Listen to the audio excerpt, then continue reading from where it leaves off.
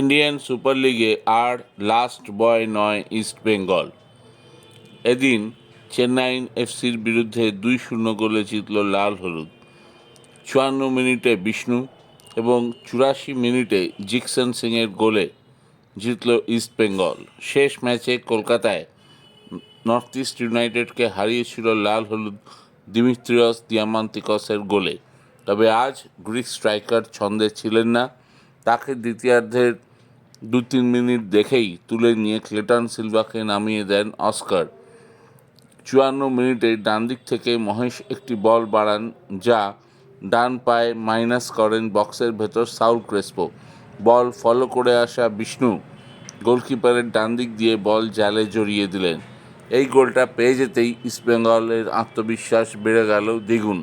অন্যদিকে চেন্নাইয়ের হয়ে চিমা প্রচণ্ড বেশি গোল মিস করেন, একেবারেই স্কোর করতে পারছিলেন না তিনি। কনর শিল্ডসকে আজকে দারুণভাবে গার্ড দিলেন ইস্টবেঙ্গলের সৌভিক চক্রবর্তী।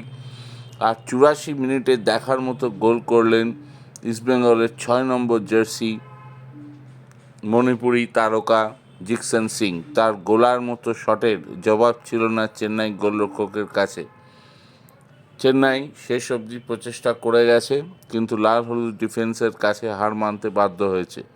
এদিন যদিও ইস্টবেঙ্গল রক্ষণে ছিলেন না অভিজ্ঞ স্প্যানিশ ডিফেন্ডার হেক্টর, তবুও আনোয়ার, প্রভাত লাকড়া, রাকিব, হিজাজিরা প্রাণপণ লড়াই করলেন।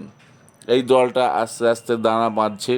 এখনও অনেক শর্টকামিংস আছে, এখনও বোঝাপড়ার অভাব আছে, কিন্তু অ্যাওয়ে ম্যাচ থেকে, বিশেষ করে চেন্নাইয়ের মতো ফিজিক্যাল টিমের ঘরে গিয়ে পূর্ণ 3 পয়েন্ট তুলে নিয়ে আসা মুখের কথা নয়। এতেই বোঝা যায় অস্কারের প্ল্যান সাকসেস। এবং আরও বড় কথা, দলটা একটা মাত্রা পাচ্ছে আস্তে আস্তে। কিন্তু সাউল ক্রেসপোর চোট এবং হলুদ কার্ড ইস্টবেঙ্গলের মাথা ব্যথা বাড়ালো।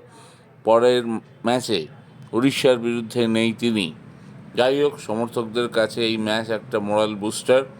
খবরটা ভালো লেগে থাকলে অবশ্যই আমার চ্যানেলকে বেশি করে লাইক অ্যান্ড সাবস্ক্রাইব করুন। ধন্যবাদ।